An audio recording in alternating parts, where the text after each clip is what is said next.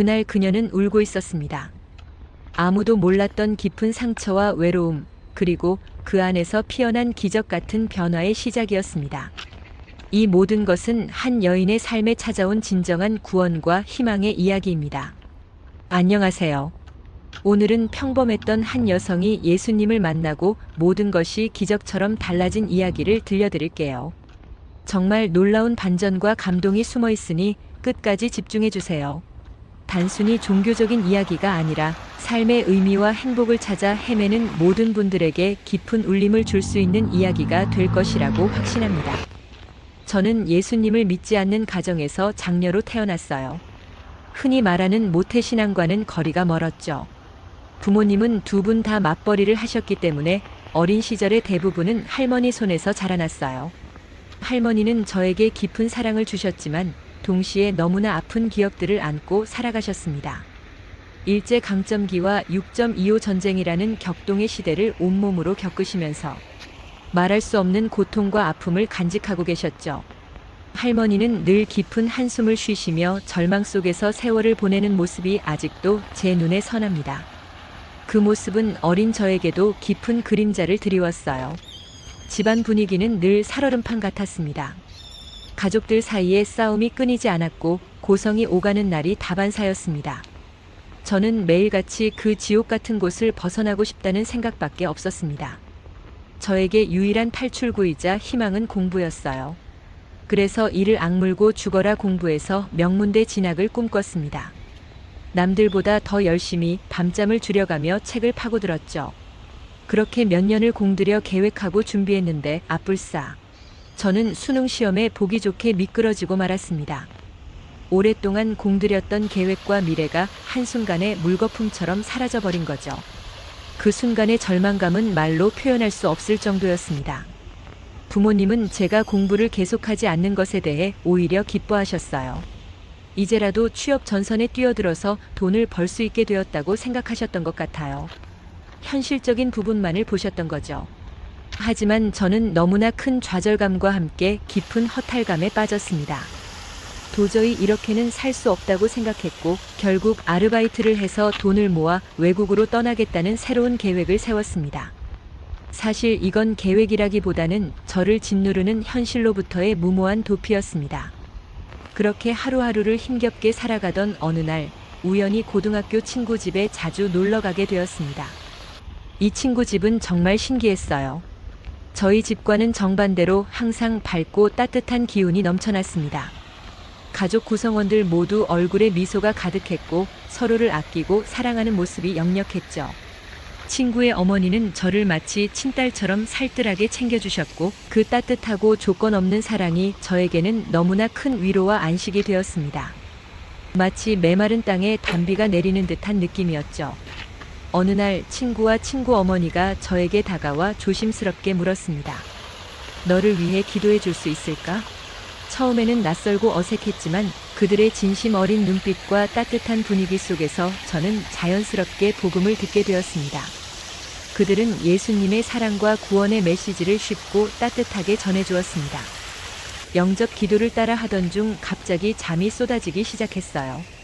어찌나 졸리던지 눈꺼풀이 천근만근이었고 온몸에 힘이 쭉 빠지는 것 같았죠. 그런데 신기하게도 기도를 마치자마자 거짓말처럼 잠이 싹 달아나고 저는 너무나 놀라서 엉엉 울음을 터뜨리고 말았습니다.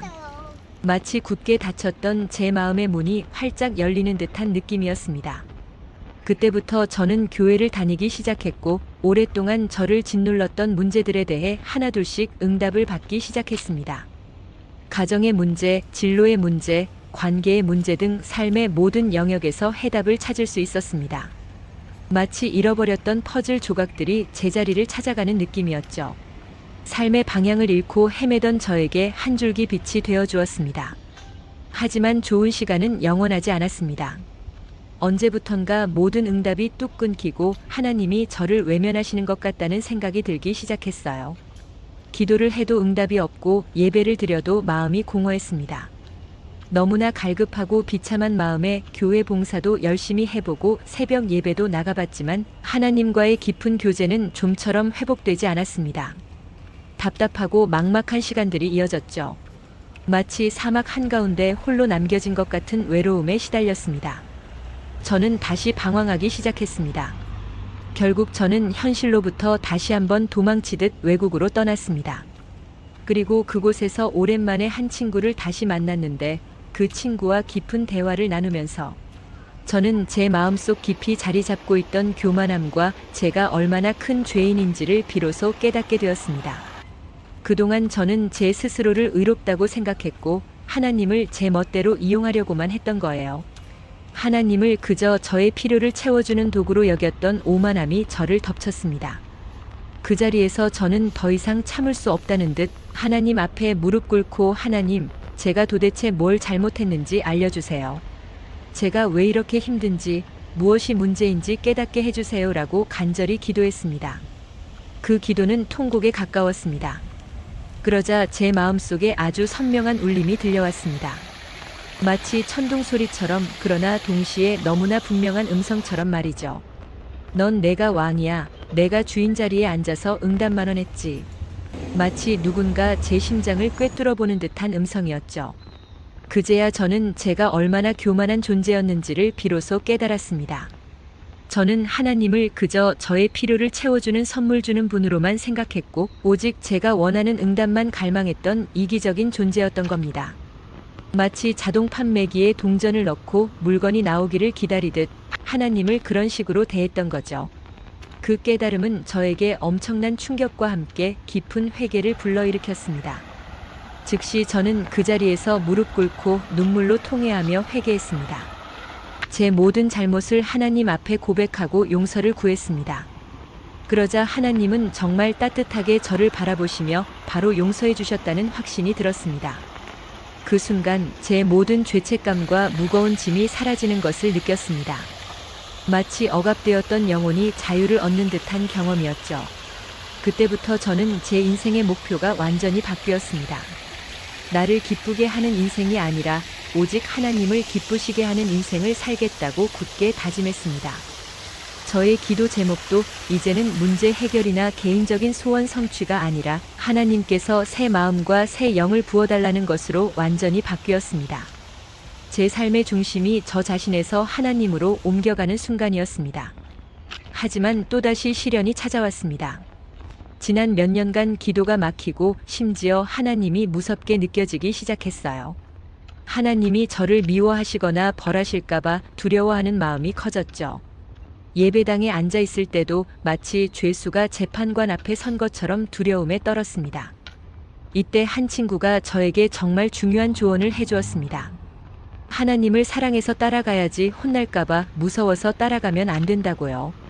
그 말을 듣는 순간 제 머리를 망치로 한 대 맞은 듯 정신이 번쩍 들었습니다.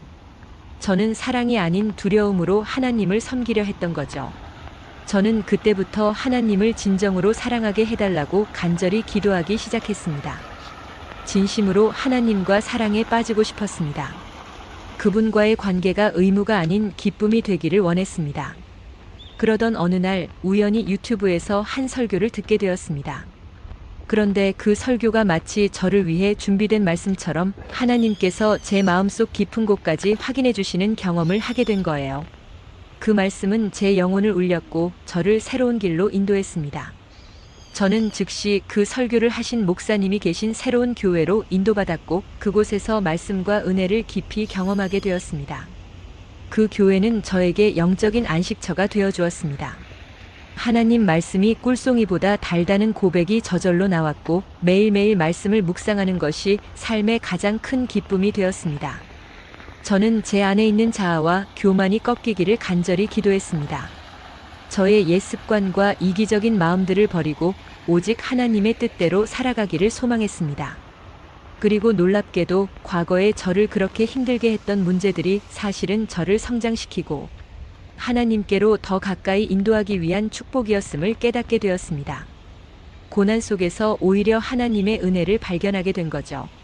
무엇보다 놀라운 것은 저를 짓눌렀던 율법의 무거운 짐이 벗겨지고 저를 괴롭히던 죄책감도 완전히 사라졌다는 겁니다. 회개한 죄는 기억하지도 않으신다는 하나님의 음성에 저는 비로소 진정한 평안을 얻었습니다. 이 진리는 저의 영혼을 자유롭게 했습니다. 이제는 하나님을 두려워하는 것이 아니라 온전히 사랑하는 마음으로 그분께 나아갈 수 있게 되었습니다. 마치 어린아이가 부모에게 뛰어가듯 저는 하나님께 달려갈 수 있게 된 것입니다. 아픈 자녀를 애틋하게 바라보는 부모의 마음처럼 하나님도 저를 그렇게 바라보고 계셨다는 것을 깨달았습니다. 저는 제가 완벽해야만 하나님이 저를 사랑하실 줄 알았지만 그분은 제 모습 그대로를 사랑하고 계셨던 거죠.